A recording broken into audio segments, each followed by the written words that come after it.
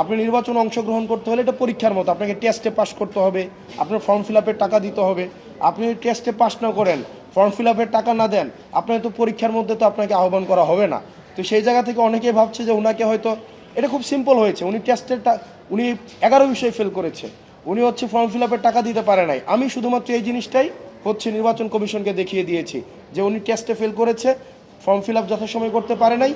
এখন এই কারণে ওনার প্রার্থিতা হচ্ছে আজকে এই যে মহামান্য হাইকোর্টের রায়ে আজকে এই জায়গায় এসে আপিল বিভাগের রায়ে আজকে এই জায়গায় এসে পৌঁছেছে।